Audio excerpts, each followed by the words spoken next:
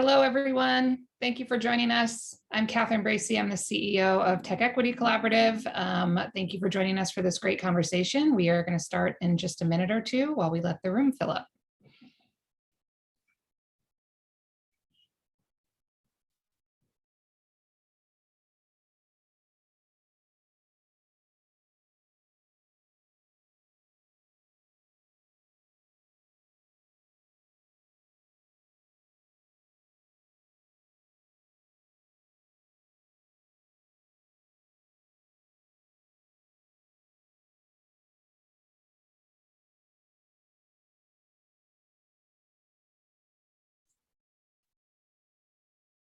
Hello, everyone. Thank you for joining us. My name is Catherine Bracy. I'm the founder and CEO of TechEquity Collaborative. We are just waiting a couple of minutes to let the room fill up, and then we'll get started.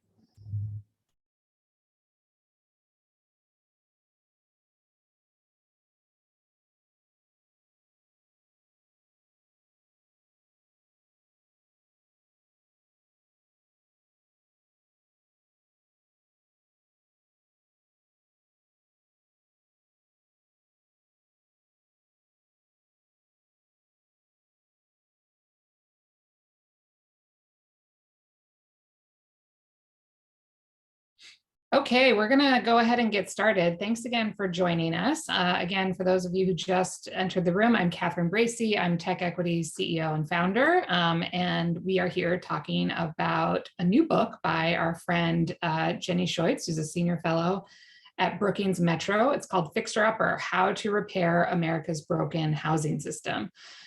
Before we get into a conversation with Jenny, just a few quick housekeeping notes about TechEquity. So for those of you who don't know who we are, our mission is to activate the tech community around a set of issues that we think will make it so that as tech grows, everybody benefits from that growth, and tech is creating broad-based opportunity instead of driving inequality and displacement. And we do three things. We do educational events and programming like this event here. We do public policy advocacy, where we advance public policy in Sacramento and elsewhere to help advance the policy agenda that we think will move tech into creating opportunity for everybody. And we partner with companies to incorporate corporate practices that we think reinforce our agenda as well. And we focus on two issues: unsurprisingly, housing, which will be the topic we're talking about today, but also workforce and labor. And obviously those two things are closely intertwined. So as we get into this discussion, I think, do we have a housekeeping slide there? I need to see it because I forget what's on it. First of all, we do have a code of conduct, which we enforce at all of our events. Herman will post it in the chat so you can read it in its entirety, but it boils down to essentially, please help contribute to making this a safe space for learning. We leave the chat open, unlike some other webinars, because we think it's great that our attendees can conversate with themselves while the conversation is happening. But we ask that you be respectful in the chat and make sure that you're creating the conditions so that everybody can learn and get something out of this event. We also use the Q&A feature for panelist questions. So while you can have conversation in the chat, we ask that if you have a question for Jenny or myself, that you use the Q&A function so that it doesn't get buried. We'll be dipping into the Q&A at the end, the last 15 or 20 minutes, but you can drop questions in there as you have them as the conversation is ongoing. Also, we are recording this event, as you should have seen when you logged in. That the recording will be shared out via email, and we ask that you please share it far and wide. And we're on Instagram now, which is super exciting, and we ask that you join us. There's a link to our Instagram in the chat. So with that, we're going to get started, and I'm happy to welcome Jenny Schuetz, who's a fellow at the Brookings Institution, to talk about her new book, Fixer Upper. Jenny is an expert on the U.S. housing market, and this really, I will just say, editorialize a little bit here, Jenny. It's very deeply informative, but it's also a really great primer for anybody who doesn't really understand or has the most basic understanding of the housing crisis or the housing market. It really gives you such a broad view into it, and it's very accessible. So, so thank you for writing it. So just to start with that question, why did you write it? What's the book about, and what's the basic point you're trying to get across? Yeah, so the book builds on a lot of the shorter pieces that I have written over the years about housing affordability, the lack of housing supply, which those of you in California don't really need to be told about this, but the rest of the country sometimes forgets. And really the backdrop for this is that if you look at how much housing the US has been building for about the past 30 years, there's sort of a gradual decline. And in the Great Recession, we essentially stopped building homes. So, for about 10 years now, the US has not built enough homes to keep up with population growth and job growth. And of course, in places like California, New York, Boston, we haven't built enough homes for about 30 to 40 years. So we have just an enormous shortage of homes. Not surprisingly, that means that housing has gotten more expensive over time. Housing costs have gone up a lot faster than household income. And this has been a problem for a long time, but it's getting more and more acute. It's affecting more places. It's affecting households higher up the income distribution. And so part of the most sort of important part of the motivation for writing the book was to remind people that there's this huge problem, structural problem, decades in the making that we need to grapple with. And then related to that, we have another affordability problem, particularly for low-income households, which is that the poorest 20% of households everywhere in the US can't afford market rate housing without subsidy. And that's essentially an income problem, that there are people who are just too poor to pay for housing without getting cash, and we don't provide them with assistance.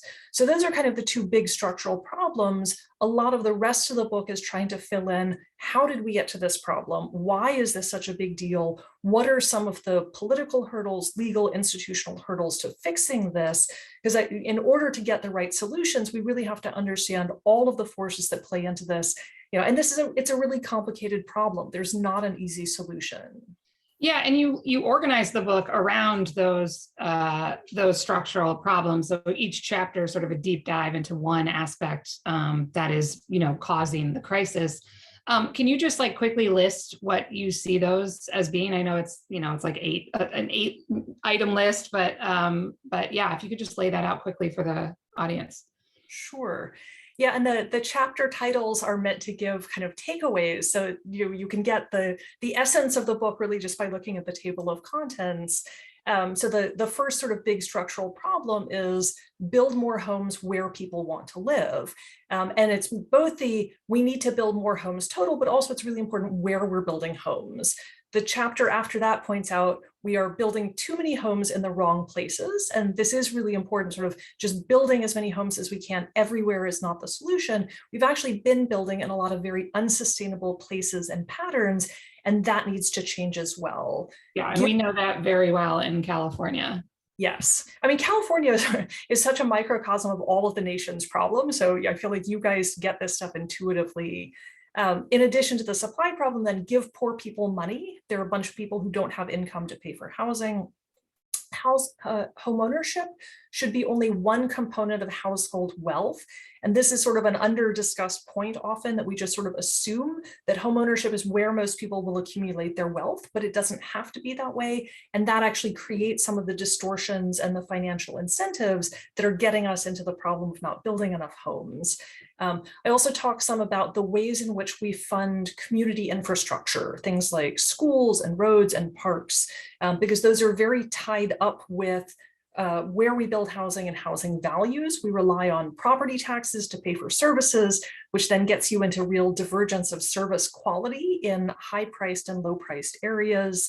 And sort of the last problem on the economic side is thinking about the limits of localism, that we have devolved a lot of the authority for decision-making over housing production, what gets built and where, and the financing of services to local governments. Local governments have in turn devolved this to many of their long-term residents, their homeowners, and that is really the root of the problem in some ways, that this whole system of very hyper-local authority over housing is almost guaranteed to get us to bad outcomes.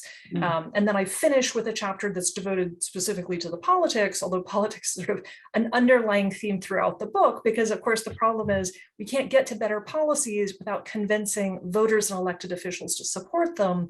And there are deeply, deeply entrenched interests in the status quo that make it very hard to get to better policies.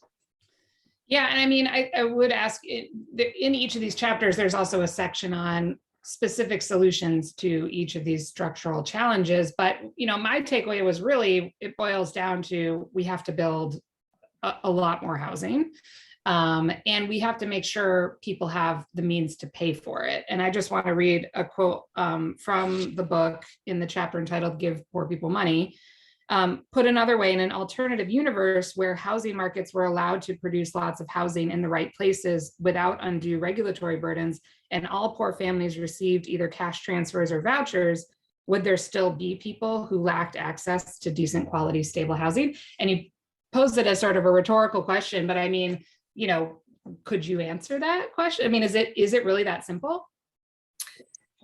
Yes and no. I mean, we could take care of the housing needs for most Americans if housing markets were allowed to build enough housing in the right places at sort of price points that reflect construction costs, so without kind of extra complications. And then we provided cash to people who just earn low incomes. We could handle most people's housing needs. There are going to be some kind of subsets of the population that are a little bit more complicated to deal with, that will require likely publicly owned housing or housing that's run by a mission-driven nonprofit. But part of the problem now is that we have made it so expensive to build housing and not provided a social safety net that there are an awful lot of people who could, do perfectly well in a better functioning market, who currently are living in cars and RVs or sleeping on street benches, right? So we have made the problem bigger and worse for ourselves by making the market not function well and not giving people cash. And so now, particularly in places like California, the homelessness problem is not just about people who have physical and mental health barriers, or people who are experiencing short-term disruptions, but it's a lot of people who are working and yet still can't afford to pay for a place to live. Yeah, can you just say a little bit more about that entitlement system or social safety net? Because I think a lot of people don't really know how that works. Like they've heard of a Section 8 voucher, but don't know what the program does. And I think it's important to underline that I think housing or Section 8 is the only social welfare benefit that is not an entitlement. Is that right? I don't know if it's the only one, but it's certainly the kind of the biggest necessity that's not covered. So, just to clarify for people what an entitlement is, something like food stamps. In order to qualify for it, you have to demonstrate that you have a low income or low wealth, but everybody who is eligible for food stamps gets them. So there isn't a budget constraint on how many people can get food stamps at any given point. You qualify, you get it, that's the end of the story. Housing assistance is very different. Lots of people qualify for housing assistance, could live in public housing or could get a voucher from the federal government, but are on a wait list because there's a limit to how much housing assistance is available. Congress every year decides what the budget is, and we don't have either enough hard public housing units or enough vouchers. Roughly 1 in 4 low-income households gets any kind of federal assistance. So the vast majority of poor households that are eligible for help don't get it because there's this budget constraint, right? And that's very different than most other social safety net programs. That's also very different than the way other countries handle this. Most other rich countries just give people money if they're poor and they qualify for it. They don't have a budget constraint. So that's a political choice that we have made that makes the situation much, much worse. Yeah, but it's a political constraint that we only created around housing, right? Like we do just give people money for, food stamps or, the earned income tax credit or Social Security. Why do you think we, kind of carved housing support out of that? And like maybe there's a history lesson in there about how Section 8 came to be in the first place? Yeah, I mean, I think a lot of this does go back to sort of before Section 8, the first forms of housing assistance were hard units, public housing units. So starting in the 1930s, the federal government built housing for poor people, what we know of now as public housing, and different than food stamps. So if you get food stamps, you go to the grocery store and you buy food. As long as there is enough food in grocery stores for all the people who are shopping, we can give people cash or food stamps to buy that. But when housing assistance was delivered in buildings owned and run by the federal government, there's a fixed number of those, right? And so we hadn't built enough to accommodate everybody, which gets you into the situation of there's kind of a lottery, there's a wait list to get on this. We could provide housing assistance to all families now that we mostly provide vouchers, where the federal government picks up the tab for about 2/3 of people's rent. We could expand that to cover everybody. Some of this, I think, is about the cost. Housing is a bigger chunk of cash than food stamps are, although healthcare is one of the other things we provide, and that's also very expensive. It does go back to being a political choice. Congress hasn't made housing assistance an entitlement. There are some technical questions about if we paid the rent for everybody everywhere in the country, the cost of housing is really different. So, households making up to $100,000 a year in California qualify for housing assistance because they are poor relative to other people in the Bay Area. Rents are very high in California. Should we be spending $40,000, $50,000 a year on rental assistance for households that don't look that poor in some ways living in California, relative to much cheaper cost of housing in the middle of the country and in rural areas? So I think one of the reasons why Congress sort of resists making this an entitlement is that the dollar value of subsidies across the country are going to be very different.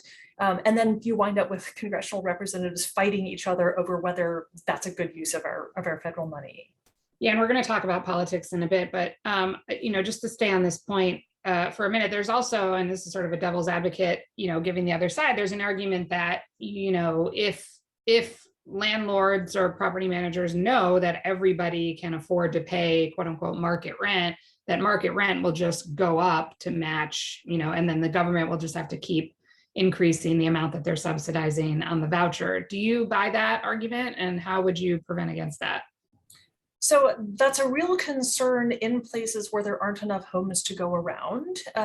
If you think about a city like Baltimore or St. Louis, they have lost 50% of their population in the last half century. They've got a lot of homes. They have a lot of vacant homes. We could give everybody in Baltimore and St. Louis a housing voucher and find a home for them to live in because there are homes sitting empty, right? They might need some rehab, but we could literally house everybody there if we had enough money. We couldn't house all of the unhoused families in California by giving them vouchers because there aren't enough homes for them to go to. And so in places where supply is very tight, just making vouchers an entitlement without increasing supply, in fact, wouldn't solve the problem. We'd wind up with probably some increases in rent and a lot of doubled up households sharing too little space. So we're going to have to both increase the amount of money we pay for low-income families, but we also have to build more homes in those places, or we're not going to solve the problem. So on that point of building more homes, you mentioned that since the recession, in 2008, we haven't been building enough homes really anywhere. And that in places like California, it's been 30 to 40 years of underbuilding. But, when you look at the graph of California in particular, and I have of, how many housing units were built before 2008, it was still higher than it is now, basically. So, we were building more. Maybe it wasn't enough, but, I'm just having a hard time understanding why the Great Recession, is that the reason why we're still not able to get even back to the pre-2008 levels? Or like what else is going on in the market that's making it so hard for developers to build new units of housing here or anywhere? Yeah. The Great Recession really has left a very long shadow, and in some ways that are not easy to fix quickly. So one concrete way to think about this is normally we would have people going into the construction trades, into carpentry and electricity and plumbing and so forth, and people sort of enter that, and then they move up in the process. You go from being an apprentice to being a master carpenter. We stopped building housing altogether for about 4 or 5 years. I mean, just really weren't building anything. People didn't go into the construction trades because there were no houses being built and there was no work there. We can't go back and backfill sort of 4 to 5 years of people not entering the construction trades quickly. Add on to that immigration levels have been down for a number of years for a variety of reasons. And a lot of our construction workers are immigrants to the US. So our construction workforce is short, starting with the Great Recession, and has not recovered from that, right? So that's, aside from kind of the politics of zoning and land use, that's a problem that's solvable, but it will take some time because we are backfilling sort of people with different levels of skills and expertise. We also have not solved the immigration problem. So it's a problem that is solvable, but we are not solving it. The piece that is harder to deal with, particularly on the politics, is where do we build homes, right? You have to have a piece of land. We have built out a lot of the easy land. So land, we've built out the cities pretty densely. We have built suburbs going out farther and farther. And again, the Bay Area, you can see this, that people are driving 2 hours one way to get to work. So we have built out the easy land by going horizontally. We've kind of hit the limits of how far people are willing to drive to get to their jobs. And so in order to fill in more, we need to go back into the urban core, into cities, into urban neighborhoods, the inner ring suburbs, and we need to go vertical, right? So we need to be tearing down single family detached homes and replacing them with 4 to 6 story apartment buildings or townhouse clusters.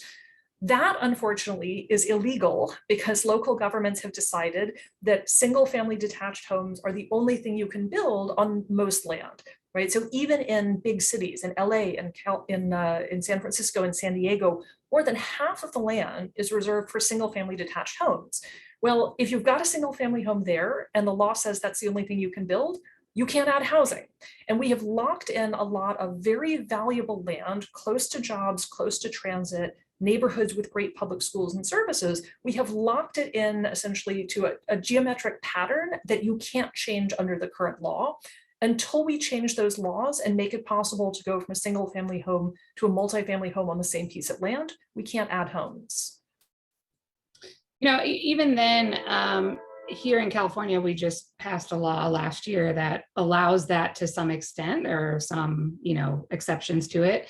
And some of the commentary has been, well, it's not really going to have as big of an effect as people say it's going to have. So is it, can you say a little bit more about the complexity of the solution and how things kind of have to fit together in a greater whole? And there's not just like one answer that's really going to solve the problem. And that, this is me making commentary, that solution is going to look different in different places, depending on what the demand levels are, what the land use looks like, et cetera. Yeah, absolutely. Yeah, part of the problem is that sort of how developers would solve the puzzle of what kind of house should be on a piece of land is going to look different in different places, right? So in places where land is really expensive and rents are high, you want to get a lot of homes on a piece of land. So you want to do, multi-story development, apartments or condos. In places where land is relatively cheap, you wouldn't do high-rise construction, in part because that's expensive, but you might do something like a townhouse cluster. So from just kind of the financial standpoint of a developer, how you would change existing parcels to add more homes is going to look different in different locations. The approach that California has been pursuing is trying to do a statewide, what we call preemption. So the state says local governments are not allowed to prohibit duplexes. They're not allowed to prohibit ADUs, right? So they've been legalizing specific kinds of structures across the whole state, but that's a pretty blunt instrument. If there's a parcel where you'd really want to change one house into, say, a 4-unit apartment building, and another where you'd want to do a string of 5 side-by-side townhouses, and one where you want to do a 20-story apartment building, and what we do is legalize duplexes everywhere, that's not quite solving the problem in either of those situations. right, it's the preemption is attractive to states because it's a relatively straightforward way for them to pass a law, but it's not a particularly nuanced solution to the underlying puzzle. Sorry, I was trying to get to the mute button. I want to go back to something you said earlier about home ownership being the main way that we build wealth in this country and has been for a while. And I think that adds a really, obviously housing is a basic human need. So there's a certain level of, desperation around needing it anyway. But when you also layer on top of that, the cultural expectation around homeownership, and what it means to like your success as a human being in our culture, it takes on a whole new level of, emotional necessity, I guess. And that takes it out of the realm of like supply and demand economics, right? It's not a simple like, oh, well, the price is too high, so I'm going to opt out and go to your competitor. It doesn't work like a market. So can you just talk about that a little bit? Like, how do we think about housing as it is a basic human need, essentially. At the same time, it's a cornerstone of American capitalism. Like, are we going to need to unbreak that mythology in order to solve this problem at some level? Yeah, I mean, that's a really complicated question. And I would say so the way economists talk about housing is that they are both a consumption good. So we live in a house, you need a shelter over your head. So we consume housing services. It's also a financial asset, meaning it's something that can appreciate or depreciate over time. And there aren't really many things other than housing that fall into this category where they're both something that we need to use every day, but also have the potential to increase in wealth. And that's really where the contradiction comes in. We'd like everybody to have a place to live. Does everybody need to own this financial asset, right? So we don't think that everybody needs to own a stock portfolio, for instance. And so we've made this both something that people need to consume, but also for middle income households, their home equity is the largest single financial asset. So middle income households typically don't have a stock portfolio. With the demise of sort of typical corporate pensions, lots of people have their money in a 401k, but the value of that goes up and down over time too. So people are really very dependent on the wealth in their house. People borrow against it to pay to send their kids to college. They may borrow against it when they get to retirement. And so for a lot of people, this is in fact something they're very worried about. If the value of their house goes down, it inhibits their ability to do other things, to retire and send their kids to college. So we can understand why people are heavily invested in this.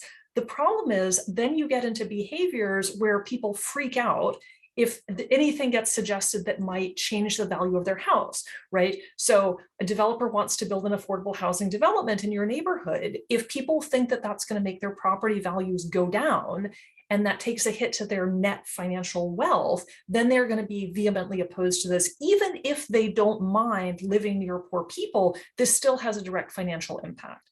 Now, I will say that there's sort of a distinction between like a middle income household that's very dependent on home equity and say homeowners who live in Atherton, just to pick at random a place in California, where most of the homeowners in Atherton actually have healthy stock portfolios. And if the value of your $2 million house declines to $1.8 million, you will be okay. And your kids $2 million in Atherton, that's a bargain. That's right. That's like the low end of the market there. Yeah, right. So we see people who I think truly are motivated by financial self-interest, and we see people who are motivated by all kinds of other things, classism, racism, dislike of poor people living next to them. And, the hit to their financial wealth is not really the main driver of this.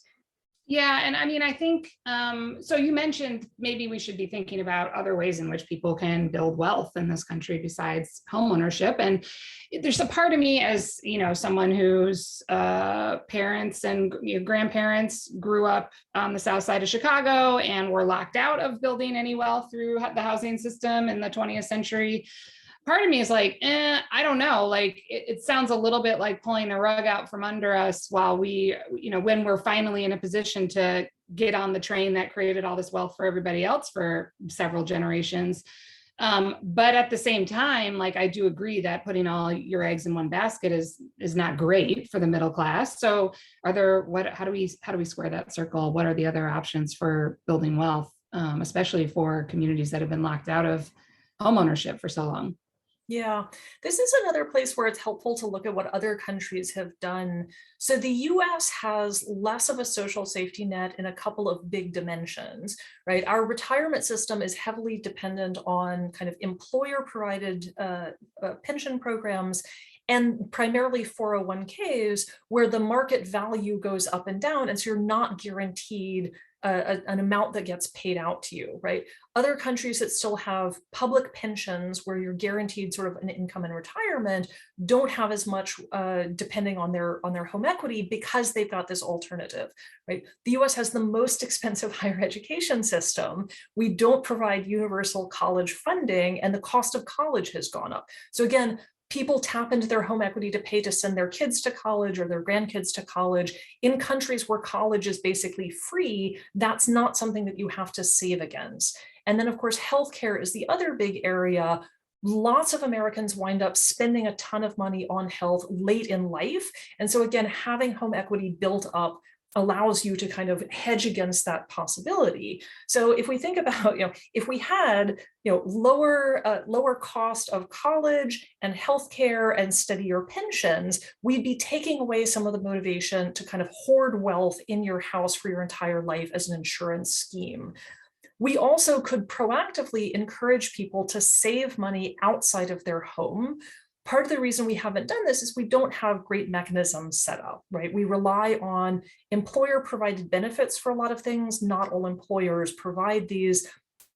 I would love to see a more aggressive effort to get young households early in their career putting money aside in stock portfolios, in diversified accounts that match the market, but to have some liquid savings outside of homeownership that they can carry with them over time, right? And we've underinvested in savings kind of across the board. Renters aren't able to save up enough to buy a house for a down payment. We've got a lot of homeowners who can't afford to deal with maintenance problems when they come up. So the lack of savings, the lack of sort of liquid savings that are easy to access is a real problem, even aside from kind of the hoarding behavior of homeownership. We could tackle this together. Part of the complexity on the policy side is we got to get things like, the Treasury Department and, retirement professionals into the conversation. It's not just about housing policy anymore. It's about integrating financial security across a bunch of dimensions. So, I mean, we've kind of danced around the political issue for a while, and maybe we should just touch on that now. By the way, if folks have questions, please use the Q&A function to give your questions to us. We'll be getting there in maybe 5 or 10 minutes. So the politics of this, I mean, it feels like, you wrote a book that very, very clearly lays out the problems and the solutions. And the whole, why we can't get this done is really, it's a political problem, not we don't know how to solve it problem. So can you just talk about the politics? And, you mentioned how passionate homeowners are about this because they feel a real stake for whatever reason in keeping their property values high. What are the other dynamics at play? And I know you're not a politician, but to the extent that you've looked at the housing market across the country, what advice would you give to groups who are trying to win this political battle? Yeah. So I'll go back to, in some sense, the root of the problem politically is that local governments have authority over housing production, what gets built where, the process for approving the change of a piece of land into something else. So this is a local government authority, right? And we have chosen to do that, right? So that was sort of the first step of the problem. Local governments have chosen to delegate a lot of their authority to existing residents. We have a community planning process. So most big changes to zoning, most big development projects are subject to a public process. The developer wants to build an apartment building. They have to hold a bunch of meetings. People who live in the neighborhood get to show up and say, I don't like this, it's too tall, it's too many units, there are going to be too many kids coming to school, traffic, et cetera, et cetera. So this public community process was intended to allow people to have some say in what happens in their neighborhood for very good reasons. And we can understand people do care a lot about the environment of their neighborhood, and they feel very protective of it. They have existing patterns and social ties to where they live. But we have essentially given long-term homeowners veto power over all the development they don't like. And it turns out that's most development, right? So existing homeowners have shut down the process and gotten us to the point we're just not building enough homes. And especially we're not building moderately priced homes, rental homes in high opportunity communities. How do we get around this? Homeowners are really powerful in the political process, both at this sort of neighborhood level that elected officials listen to them.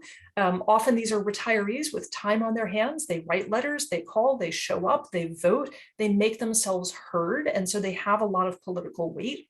Local elected officials don't want to push back too hard or they will get voted out of office.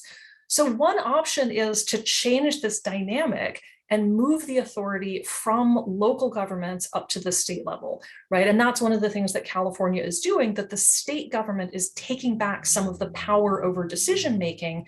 And in some sense, this actually gives cover to local officials, right? Mayors can say to their voters, hey, it's not that we want to build apartments in your beautiful single family neighborhood, but the state is making us do it. Right? The Attorney General will sue us. They will take away our funding for public schools and roads if we don't do it. That's actually a very helpful mechanism, right? For local governments who want to do the right thing. For local governments who don't, they're going to fight this. And we're seeing that in lots of places, that the local governments are willing to put a lot of their political resources and financial resources into fighting this legally and keeping it from happening. But I think the state taking a bigger role is probably the most promising thing. And I should say also that California is at the leader of the YIMBY movement, Yes in My Backyard. It is very, very helpful to have people who show up to community meetings and say, actually, we want the apartments, we want more housing, we want to be able to support more neighborhood serving retail, we want to support a more diverse population. Having people who push back against the NIMBYs, who show up to political meetings, who vote in local elections, that's very helpful. And so to the extent that people are listening, what can I do? Getting involved in your local YIMBY group and just showing up to meetings is actually really helpful.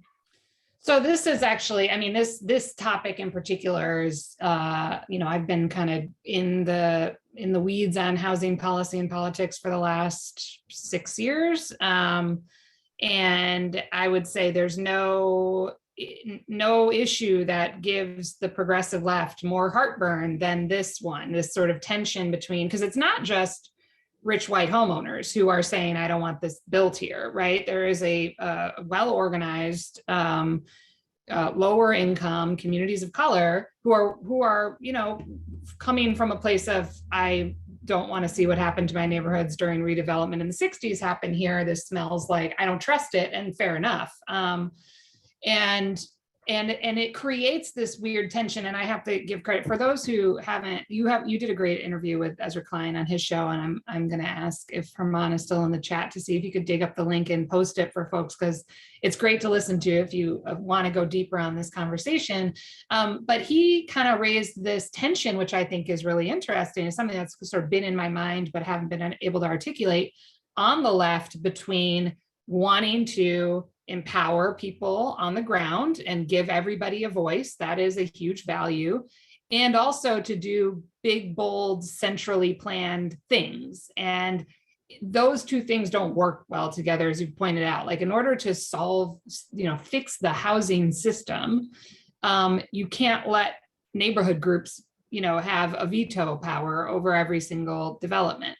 So how do you think about that tension? And for those of us who believe in both of those values very strongly, how do we navigate that in a way that's going to end up with us having everybody benefiting from a growing, abundance of housing? Yeah, I mean, that is the central dilemma. If we don't want Atherton and Palo Alto and Hancock Park to be able to shut down development that they don't want, how do you make a carve out for South LA and Baldwin Park to be able to not accept development? How do you empower some kinds of communities and disempower other kinds of communities? And that's a really tricky thing to do legally. If you remember a couple of years ago, one of the iterations of Scott Wiener's transit-oriented development law was trying to do these carve-outs to say that. Can you just, for those who aren't familiar with that bill, just the quickest, what it would have done? Sure, it would have made it easier to build apartment buildings around transit stations. So in some of the places that we really need more housing. But there was a lot of fear because transit systems run through low income Black and brown neighborhoods that it would wind up building new expensive housing in those neighborhoods, displacing longtime renters who couldn't afford to stay. And some amount of this has happened. This is not a totally crazy out of the blue fear. So there was a proposal to do basically carve outs that renter heavy neighborhoods, low income and Black and brown neighborhoods could opt out of this law if they wanted to, and that there were protections for people who already lived in the neighborhood who rented. So there are mechanisms that we have to do this. There's sort of pros and cons to some of those strategies. But the bigger sort of question is, are there ways to rebuild some trust with some of the neighborhoods that have been treated very badly in the past by local, state, and federal governments, right? To reassure neighborhoods that this is not urban renewal, right? This is a way of investing. And I think fundamentally to build some of that trust, we have to prove that we can build in rich white neighborhoods, right? Rich white neighborhoods need to be building more housing and demonstrate that they are actually going to be subject to these laws to make this seem like it's going to be fair and it's going to be applied equally. And so far, we have not been all that successful in doing that. I'm watching sort of the regional housing needs assessment to see whether some of the rich white places get forced to build more housing and to accept more housing. And I think if we can make that work, then it's easier to bring on board people who are really worried about displacement. The other thing is that we should be matching new development with expanding vouchers, with dedicated low-income units, so that the new development does in fact create a place for low-income households to live, and they are not necessarily just competing with rich people for the same homes. Yeah, and I mean, I guess this is sort of, the transitionary question into the audience Q&A, because it's touching on some stuff that I'm seeing bubble up in there. But we do build, like if you look at the RHNA goals, and you can argue about whether the RHNA is the Regional Housing Needs Assessment. Every city in California is required to make a plan for hitting a certain target at various affordability levels. And many cities do just fine on hitting the target at the, above moderate income level, and are failing miserably at building housing that is affordable to people who make less than the median income. There's a big market failure there, right? So we need types of housing that are going to be affordable to those folks with or without a subsidy. And maybe the answer is just, we don't care about the affordability level. You just give all those people subsidies, but clearly that's not happening anytime soon. So there are other solutions to that problem. One thing, first two-part question. One is, why is affordable housing so much more expensive and harder to build? And the second is, what about things like social housing that are sort of newer, innovative models for solving that problem? Yeah. So the affordable housing, what we're mostly talking about when we say affordable housing, new affordable housing, is mostly paid for through the federal low-income housing tax credit program. And so it's a really complicated program, which is half of the problem. The federal government allocates tax credits to states, which give them out to developers for projects. They sell the tax credits to raise equity, but the sale of the tax credits are not enough to pay for all of the construction. So part of the reason these are really expensive projects is that you have to layer 5 or 6 different sources of funding in order to pay for the cost of construction. These are complicated programs. Layering the financing requires an army of lawyers and consultants to put the packages together. Those lawyers and consultants get paid. And so what we call the soft costs of development, essentially the financial and legal costs of putting together the package, that drives up the cost of development. So in some sense, if we just provided a simple pot of funding that was available for construction of low-income housing, we could bring down the per unit costs of construction, right? And I would love to see us do that, but I don't see Congress moving in that direction anytime soon. There are some other things that affordable housing projects often get asked to do a lot of other things. So they get asked to be built to very high environmental standards, to use not union wages and prevailing wages. The construction costs are actually higher often than market rate housing. So there are a whole bunch of additional requirements that get layered on. And the process of getting approval is much harder for affordable construction than for market rate. So the sort of the time frame to development is very long. There's a lot of community process. So we have made it much more costly and difficult to build affordable housing than market rate housing, which is crazy, and we should fix all of those things, right? But those are also complicated solutions. Social housing, this is a topic that's come up more, and not everybody means the same thing when they say social housing. In some countries, that's the term that's used for public housing. Right? We have not the greatest history and reputation with public housing. The US has done it badly for a number of reasons. And so there's interest in creating something that's not quite like traditional public housing, but is probably owned or financed by either the public sector or maybe nonprofits who do a lot of the affordable housing development. I think the devil's in the details whether that can work. Most local governments don't build housing, and so they don't have the expertise in-house. That's not necessarily something they can do. The way we have funded traditional public housing, Congress pays to build it.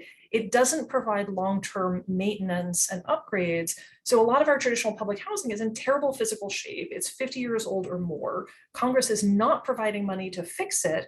And so I worry a little bit that if we come up with the money to fix it, but we don't have a long-term strategy to pay for operations and maintenance over the lifetime of the property, that it's going to wind up in the same condition that our older public housing properties are in now. I think it could be done better, but I'm not convinced that at the federal level, that's something that we have figured out how to do and have the political commitment to do well. Okay, we're going to move into the audience Q&A now. So I'm going to ask Marian to join us back here. Hello. I see some good questions in the Q&A. Where do you want to start? So many good questions. And thank you for such a wonderful conversation that's been making the Q&A so active. So thanks. It's been great.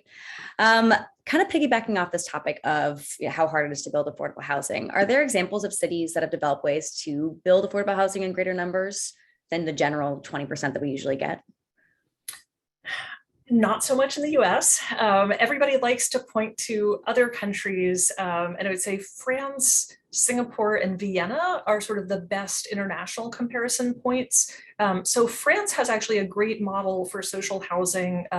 It's well funded because they have private companies paying into it. So they have a long-term funding stream that's a dedicated funding stream for public housing, but coming from the private sector. They also build their social housing not just for very poor people. It's intended to be low and middle income households, which makes it both more financially sustainable because you can charge higher rents and then more socially integrated. And so France has spent a lot of time also thinking about how to build kind of small infill public housing in high opportunity neighborhoods. Those are all great things. France is a centralized country. They have more ability to do this without going through sort of local land use process.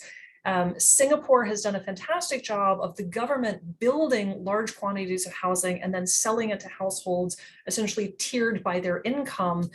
Singapore is essentially an autocratic society. They can just take the land, they can build the housing. They also have very rigid rules for social and ethnic mixing in all of the properties. So it's not a model that we could take over, but again, sort of that is a model that can be done And Vienna sort of has a couple of different programs. I'm pointing to all of these things outside the US because the US really has not gotten this right? The land use process is very difficult. The funding system is not there. Most of the entities that build affordable housing are actually either for-profit or nonprofit developers. They're not public agencies. And so we have lost that ability and that expertise among the public agencies that could do this. Great, thank you. Well, not great as in terms of our situation, but thank you for answering. There are a couple of hot button questions in here that I'd love to ask you. One is that someone who lives in East Bay is seeing a lot of market rate apartment being built, and they're asking if you see this as a solution to the problem, or does this contribute to the displacement of people that can't afford market rate? This person asks, it does increase the supply, but supply for whom?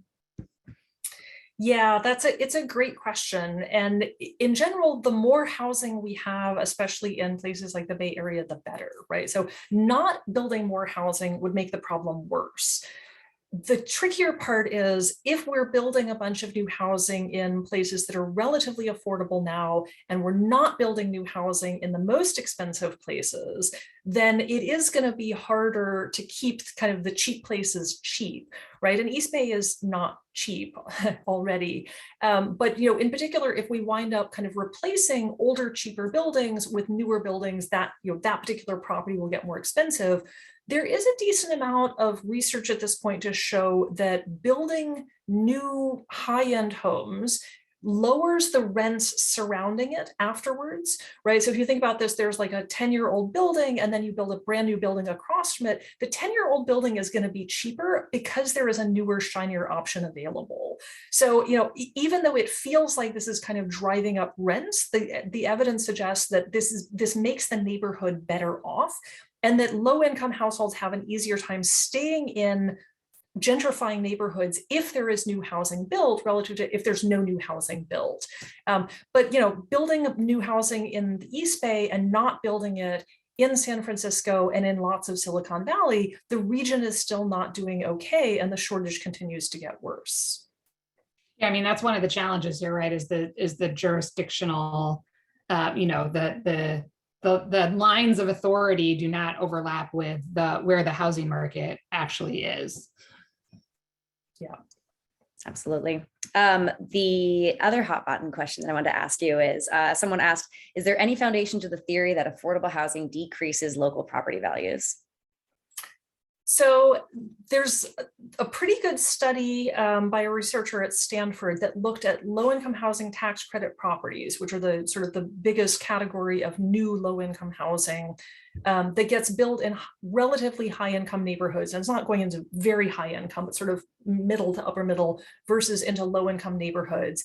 Interestingly, building tax credit properties in low-income neighborhoods raises property values in the neighborhood. Often it's replacing a dilapidated building with something that's new. And so it's seen essentially as an amenity, and it raises the value of the neighborhood. Low-income housing tax credit properties in higher income neighborhoods does decrease the value of those properties. It's not a lot, right? So this is not that your property value is going to drop by 50%. It's going to drop by like 5 to 10%, right? Which in many neighborhoods, we would actually say that that's kind of a win. So there is some appeal to this idea. I'd say people are much more afraid of low-income housing in their neighborhood than the research supports. I've lived in neighborhoods near public housing, near supportive housing for formerly homeless people, near tax credit properties. By and large, it's just housing, right? And the people who live there are just people, and they go about their daily lives and do their business. So I think a lot of this is fear about the people who live in the properties, not necessarily about what the housing is going to look like. And our degree of fear is not matched by the reality. Can I ask a question about, something that just really bugs me? So I'm going to take moderator privilege to ask it. Obviously, inflation is a huge issue today, and in the headlines.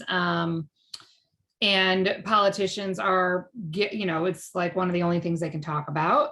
But when they talk about it, they talk about gas prices and groceries. They don't talk about housing, really. That drives me bananas, because housing is obviously the biggest element of a family's budget. It's also, I think, the biggest driver of the inflation rate. I mean, as a raw number for sure, I think your rent is probably going up a lot more than like the delta in what you're paying in gas, right? Or groceries. So why don't politicians talk about housing more, and like what's going on there? Two reasons. One is that housing inflation looks really different whether you're a renter or a homeowner. So if you're a renter, housing inflation means your rent goes up, and that's bad for you, right? Your budget is stretched farther to try to cover rent. If you're a homeowner, the value of your house going up is good because it means that you are richer, right? And homeowners don't see their monthly costs go up by very much when housing prices go up, right? Because you have a fixed rate mortgage for a long period of time. Property taxes usually adjust pretty slowly, and that's smaller than mortgage payments. So for a homeowner, housing inflation is good, like 90% good, and the small changes you don't see immediately. For renters, it's mostly bad. Renters are about a third of households, right? So they're bearing more of this. Not all renters will see the same rate of inflation, right? So your lease usually runs for a year. How inflation goes up month by month, but it's really going to kick in when your lease expires and you try to renew it or you try to move to a new house. So even for renters, this is not a month by month your expenses are going up. It's a once a year kind of large adjustment. So it's a more complicated thing than something like gas or groceries, where every week, every 2 weeks, people are seeing a higher bill. And there's like a big billboard on every second corner with a, saying how much this thing costs.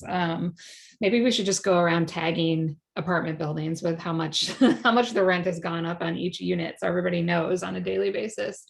Sorry, Marianne. And I will say that one of the sort of frustrations, I mean, the Federal Reserve worries a lot about inflation. It doesn't have the kind of nuanced policy tools to do very much about sector by sector inflation. So the Fed knows that rising housing costs are a problem. They know that the lack of supply is driving this. The Fed has absolutely no authority to make local governments build more housing, right? That's not anywhere in their policy toolkit. So although they can talk about it, they can't solve the problem. Yeah, and I guess it's also worth saying, and you mentioned this in the book, there are very few renters in public office, and very few journalists for the New York Times or whatever who are renters. So, it does matter who's getting to tell the story. Yeah. Sorry, Mary, I hijacked the conversation. If all of the people sitting on the Fed open market committee were renters and their housing costs were going up at the rate of this, we might see them trying to act a little bit more aggressively. Yeah. Great. I have 2 more questions for you. The second to last is, if you could wave a magic policy wand and change just one thing, what change would you believe that has the greatest impact on this seemingly intractable system? I would give a lot more authority over housing to state governments, because I think state governments are sort of the right level of geography to think about a housing market. They already have a lot of policy tools that they can use. Sort of getting the state authority, pulling that back from local governments is not that easy politically, but once states have a larger role, they can be pretty effective. Great, thank you. And my final question, as we can tell from this conversation and from all of our experiences in the housing world and systems, this problem is huge and complex and seems really hard to get at. So what can I do as a renter, as a homeowner, as just an individual person? What can I do to make a real difference? Getting involved in the political system in a positive way is probably the most effective thing that you can do. So if there's a proposal to build more housing in your neighborhood, show up and speak in favor of it. Send emails and texts and letters to your city council, to your mayor, to your state legislature if they're getting involved with this. But making yourself kind of a vocal proponent. We need more housing for more people at different incomes. We don't hear that point made enough, and we need to hear it. Well, Jenny, this has been great. I highly recommend everybody buy the book. It's a really, really great primer for, how to understand the housing system. And, it's got some hope in there too. I think it does feel like a big, hard problem to solve. But to your point, there is a level at which the fact that we can make these decisions at a local level might not be a great thing at scale, but it is a great thing if you want to get involved to advocate for building more housing. So there's an easy entry point to this in a way that there might not be for something like healthcare reform or whatever. So get to your local council meetings, make your voice heard, sign up to organize with TechEquity on these issues. And thank you, Jenny, for spending the afternoon with us. Thanks for having me. Thanks, everybody.